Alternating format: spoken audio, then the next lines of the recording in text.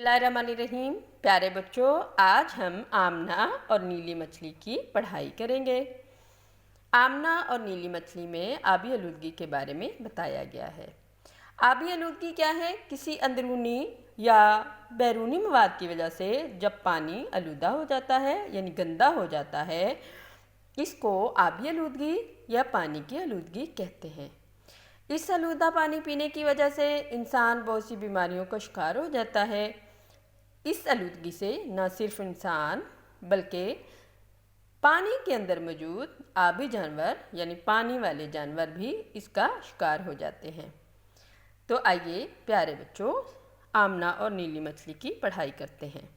इस्लामाबाद के करीब एक छोटा सा गांव था जो खूबसूरत पहाड़ों से घिरा हुआ था।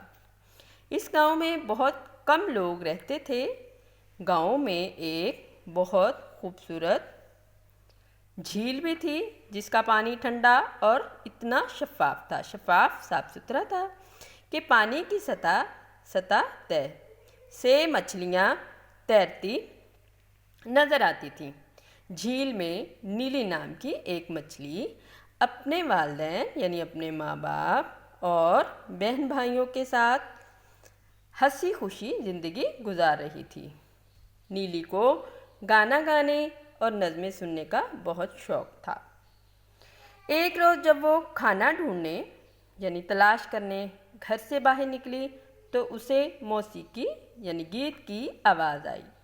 नीली ने आवाज़ की समत में तैरना शुरू किया यानी आवाज़ की जानिब तैरना शुरू किया। झील की सतह के पास यानी झील की सतह के नज़दीक पास नीली को आमना नज़र आई जो नज़म पढ़ रही थी और मछलियों को दाना डाल रही थी। आमना झील के पास ही अपने वालिदैन के साथ एक छोटे से घर में रहती थी। जब आमना ने नीली मछली को देखा तो उसे वो बहुत अच्छी लगी। इसके बाद जब भी आमना झील की सैर को आती तो नीली को दाना ज़रूर डालती। अब हम अगले सफ़े पे पढ़ते हैं। एक दिन नीली मज़े से पानी में तैर रही थी कि उसे पानी थोड़ा गदला मालूम हुआ यानी मैला मालूम हुआ।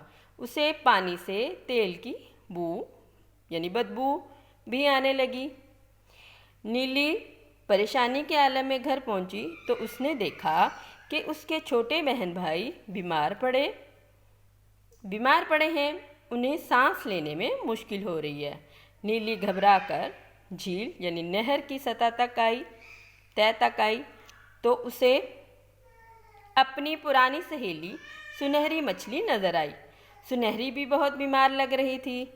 नीली ने जब उसका हाल पूछा तो सुनहरी ने कहा, कल से मेरे घर के करीब मौजूद पानी के कुछ अजब सा है और मुझे सांस लेने में मुश्किल पेश आती है। बस आज के लिए इतना ही। प्यारे बच्चों, आज आपने जितना भी सबक पढ़ा इसके मुश्किल अल्फाज के मानी याद करें और इसकी अच्छी तरह पढ़ाई करें और सबक आमना नीली मछली के अल्फाज मानी अपनी छुट्टियों के काम में लिखें।